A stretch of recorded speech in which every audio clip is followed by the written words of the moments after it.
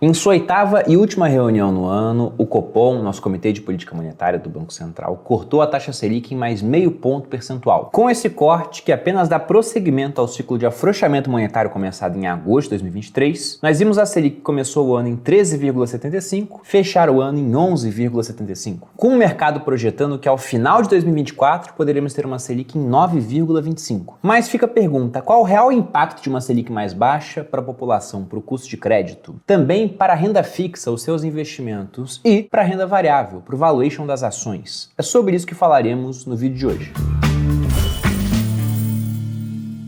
E aí pessoal do Você Mais Rico, quem fala aqui é Bruno Perini, criador do canal. E antes de entrar no assunto do vídeo de hoje, quero lembrá-los que o Viver de Renda, meu curso de Educação Financeira, que já está na sua 23ª turma, e tem a missão de pegar até mesmo o mais completo leigo e transformar esse indivíduo no investidor de verdade, capaz de montar uma carteira diversificada entre ativos, moedas e até países, investindo aqui no exterior para proteger e aumentar o seu patrimônio ao longo do tempo, até que um dia ele possa efetivamente viver da renda produzida por esse patrimônio. Tudo isso ao longo de 8 semanas, com uma equipe de suporte que responde 100% das dúvidas do aluno. Para quem estiver interessado em mais informações e já quiser entrar numa lista de pré-matrícula para as próximas turmas, fica o convite para ver como funciona o Viver de Renda, ver os depoimentos de quem já participou, como é o curso, tudo isso no link que está na descrição. Entrando agora no assunto do vídeo, ao final da tarde de hoje, minutos antes de postar esse vídeo, nós vimos a decisão do Copom de cortar em mais meio ponto percentual a nossa taxa Selic. Uma decisão que já era amplamente esperada pelo mercado, até porque o Banco Central ele costuma trabalhar dessa forma, ele não gosta de causar surpresas, ele gosta de já indicar o caminho que vai ser perseguido no futuro. O que nós tivemos foi simplesmente a manutenção desse ciclo de afrouxamento monetário, com uma queda da mesma magnitude da queda anterior. Com esse corte, o que nós vimos ao longo do ano foi uma Selic que começou em 13,75, começou a cair em agosto e fechou agora o ano em 11,75, com o mercado já projetando novos cortes por horizonte 2024 e 2025. Se nós pegamos, por exemplo, o último boletim Focus que saiu, veja que ele coloca aqui a Selic para o final do ano, e aí não tem como ele errar, né? Ele está sendo constantemente revisado em 11,75, o valor que ele irá de fato fechar, para 2024 em 9,25 e para 2025 no patamar de 8,5. Só que agora a gente pode comparar esse boletim Focus, o último que saiu, com o boletim Focus lá do começo do ano. Quando a gente olha esse primeiro boletim, eu vou colocar aqui o corte relativo a 2023 na tela, veja que nós tínhamos uma expectativa de Selic para o final desse ano em 12,25, ou seja, meio ponto percentual acima do que nós tivemos. E repare também que a expectativa para o IPCA era bem mais alta do que o nosso IPCA atual, estava em 5,31. Se nós pegarmos a expectativa para o boletim Focus é de 4,51 no final do ano, sendo que em 12 meses, e nisso nós pegamos dezembro do ano passado, ele está em 4,68, próximo do teto da nossa meta de inflação. Vamos lembrar que a meta de inflação esse ano é 3,25, com 1,5 pontos percentuais de tolerância para cima e para baixo. Depois, ao longo do ano, o boletim Focus vai sendo revisado. Se a gente pega o boletim anterior ao primeiro corte de juros que tivemos nesse ano, no começo de agosto, veja que o IPCA já havia caído, estava em 4,84 a expectativa para o final do ano. Isso fruto de revisões que foram mostrando uma inflação mais controlada. E com isso, nós já tivemos uma queda na Selic terminal. O pessoal esperava 12% de Selic. Após o primeiro corte, eles mantiveram a expectativa de inflação, porém com uma Selic ainda mais baixa, em 11,75. E no último boletim a Selic foi mantida, mas a inflação, apesar dos juros menores, continuou baixando, para a expectativa de 4,51. Se vai fechar realmente nisso ou não é o menos importante, porque afinal de contas não há mais o que fazer quanto à inflação em dezembro. O que interessa agora é o horizonte mais relevante, aquele no qual o Banco Central ainda tem poder de mudar as coisas, 2024 e 2025. E aí, já entrando nesse horizonte, o que nós temos de expectativa no momento é que para 2024 se espera um IPCA de 3,93 e uma Selic ao final do ano em 9,25. Lembrando que a meta de inflação no ano que vem é de 3%.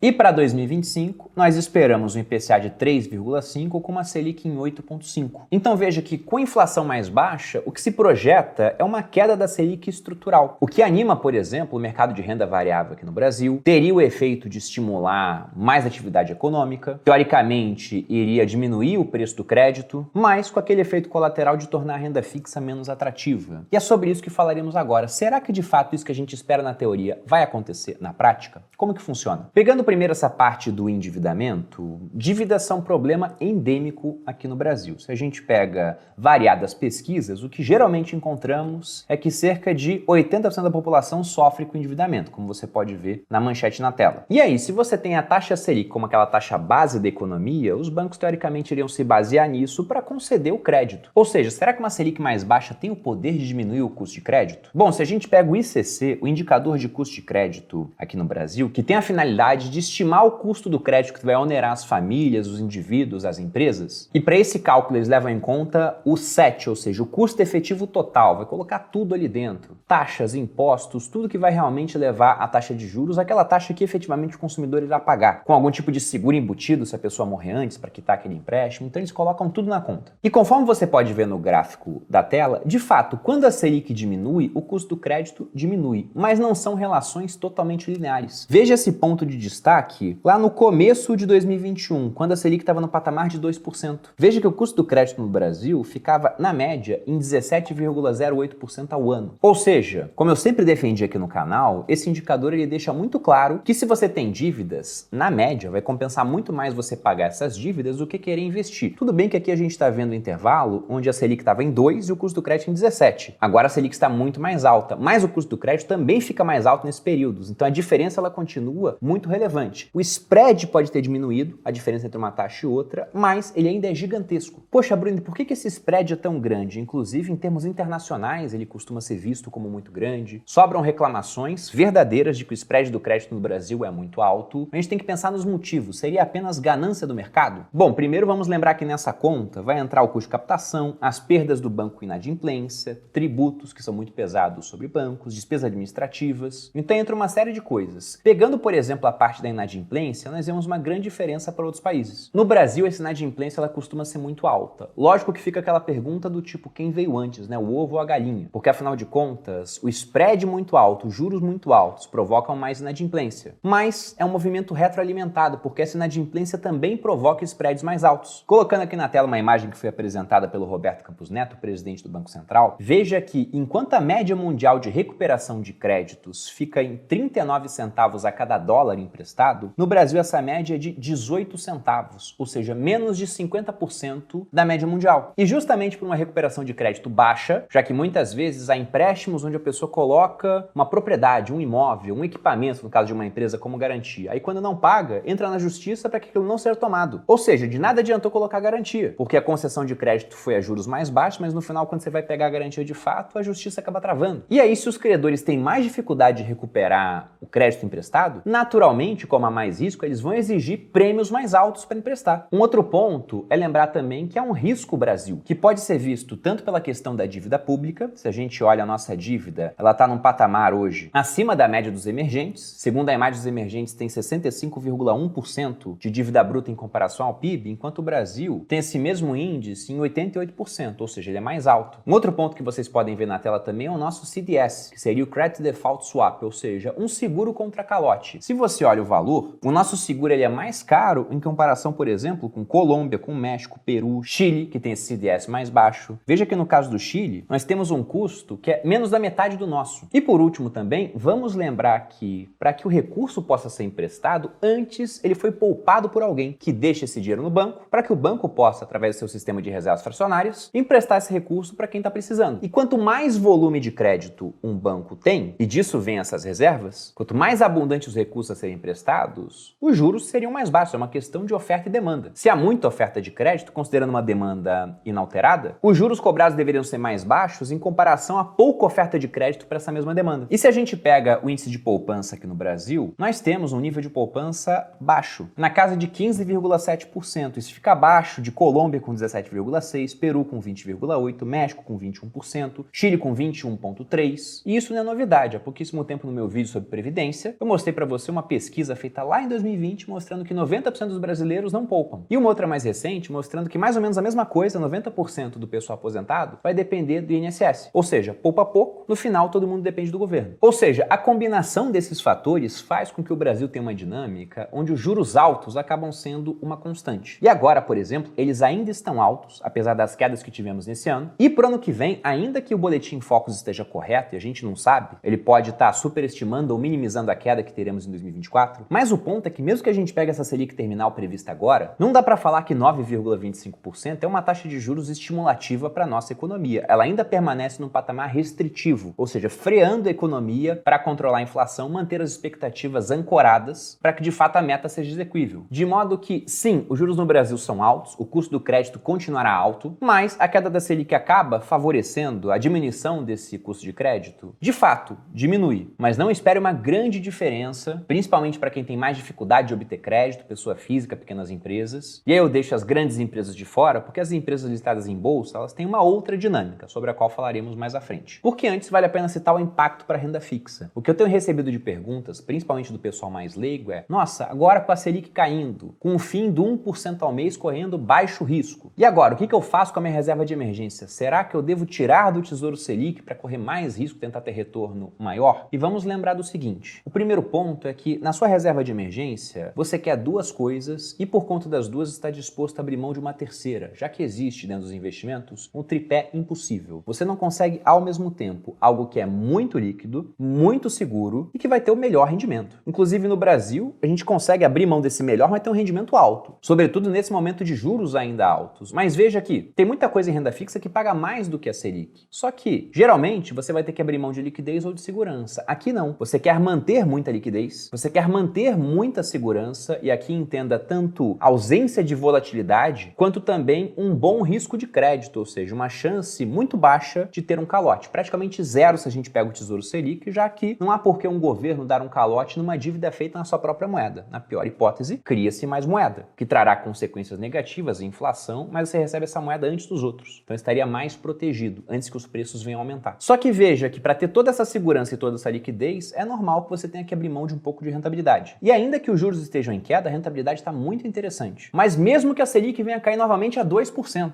isso não vai mudar a dinâmica. A sua reserva de emergência, ela não está lá para ter o maior rendimento possível. Ela está lá para te dar liquidez e segurança frente a eventualidades. E como todos nós somos humanos, cedo ou tarde passaremos por percalços. Vou bater na madeira aqui que espero que os de vocês e também os meus sejam pequenos. E um outro ponto é lembrar também que, embora a Selic esteja em queda, os investimentos atrelados à Selic, aí nós colocamos os pós-fixados que seguem o CDI, aquele índice bancário que fica muito próximo da Selic, eles continuam tendo um rendimento positivo. O único, porém, é que agora esse rendimento positivo ele está menor. Se antes rendia 13,75 ao ano, depois passou a render 12 e pouquinho e agora 11,75, mas ainda é um bom rendimento. Então, tanto para o Tesouro Selic quanto para aqueles CDBs que você pegou pagando 110, 120 do CDI, veja na tabela abaixo que, embora a rentabilidade tenha diminuído, ela ainda continua positiva. E, diga-se de passagem, é uma taxa de juros de 2 dígitos. Uma ótima taxa de juros para operações onde geralmente se corre pouco risco. Pelo menos quando você sabe analisar o banco para o qual você vai emprestar dinheiro. E mesmo que você não saiba, ainda vai existir um FGC. Então, ficando dentro das características que te permitem usar o FGC, ou seja, não passar de 250 mil em um banco e de 1 milhão no volume global. Lembrando que esse 1 milhão ele tem um prazo para ser renovado, 4 anos. Então, quem usou o FGC há pouco tempo, com 250 mil, por exemplo, vai ter 750 mil de saldo limite lá dentro, até que 4 anos depois do uso, volta a ter 1 milhão liberado. Então, no final, sim, a renda fixa vai pagar menos, principalmente essa ligada ao CDI. Para outras, a queda da Selic até influencia de maneira interessante, com ganhos de marcação a mercado, mas aí não é só a Selic, temos que pensar também na taxa de juros de longo prazo, que depende muito mais de outras dinâmicas e não da variação dessa taxa de juros de curto prazo, que pode mudar a cada 45 dias, que é a Selic. Mas para os pós-fixados, de fato, temos uma queda, mas eu considero isso como algo que é do cenário. Essa queda, essa subida, eu vou continuar investindo em renda fixa da mesma forma. Pelo menos a reserva de emergência tem que estar em algo muito líquido, muito seguro e que por conta disso não vai render tanto assim quanto outras opções. E por último, como que fica o cenário da renda variável, principalmente pegando a parte das ações, mediante essa queda da Selic? Em vídeos anteriores já mostrei estudos de correlação, e vamos lembrar que correlação nem sempre implica em causalidade, mas que mostravam de maneira sólida, até porque há um motivo por trás dessa correlação, que em ambientes de queda da Selic, o que você tem geralmente é uma bolsa subindo. E é lógico que não é só a Selic que impacta as empresas da bolsa, a taxa de juros de longo prazo ela também é representativa, ela é muito mais utilizada para cálculos de valuation, por exemplo, onde você projeta o fluxo de caixa de uma empresa até o futuro e traz a valor presente por uma taxa de desconto, já que dinheiro tem valor no tempo. Se eu perguntar para você o que você prefere, 1 milhão agora ou daqui a um ano, você vai preferir 1 milhão agora. Já se eu pergunto 1 milhão agora ou 1,5 milhão daqui a um ano, você vê, caramba, será que é melhor pegar 1 milhão e eu consigo fazer ele crescer 50%? Ou melhor esperar um ano para pegar 1,5 milhão? Então veja que dinheiro tem valor no tempo. E aí para trazer esse dinheiro do futuro para o presente, você usa uma taxa. baixa, baseada na taxa de juros no Brasil de longo prazo e não na Selic. Acrescido, logicamente, de um prêmio de risco, por conta da falta de liquidez, da volatilidade, etc., daquele ativo que você está analisando. Só que, apesar desse impacto da taxa de longo prazo ser muito relevante, essa taxa de curto prazo ela também influencia, principalmente na escolha do investidor pessoa física, que começa a ver a Selic caindo e pensa mais seriamente em migrar parte do seu patrimônio para a Bolsa de Valores. E aí vamos lembrar que a nossa Bolsa, apesar da subida desse ano, ainda se encontra em patamares descontados. Veja por esse gráfico na tela que eu retirei do site Oceans 14, que o nosso PL da Bolsa hoje está em 7,32, sendo que a média é 11 vezes o lucro. Ou seja, ainda estamos abaixo da média, sendo que em mercados positivos nós passamos a média, a gente não fica simplesmente nessa mesma casa. Então, supondo que a gente vá para 14, com o lucro sendo o mesmo, veja que o preço teria que aumentar praticamente 100% em comparação ao preço atual. Só que aí que está o ponto, esse lucro ele pode aumentar também com juros mais baixos, porque se você pega as empresas que emitiram dívida lá atrás, atrelada ao CDI, e muitas empresas fizeram isso durante a pandemia, quando o CDI estava em 1,9%, porque a Selic estava em 2%, o CDI fica levemente abaixo. Aí, de repente, vira essa dívida crescer pra caramba, porque o CDI foi parar em 13,65%, naquela época de Selic é 13,75%. Então, essa queda da Selic, e por conta disso do CDI também, acaba fazendo com que a despesa financeira dessas empresas que estavam endividadas, e aí quando falamos de empresas de bolsa, tem empresas que conseguem emitir dívidas com taxas bem próximas do CDI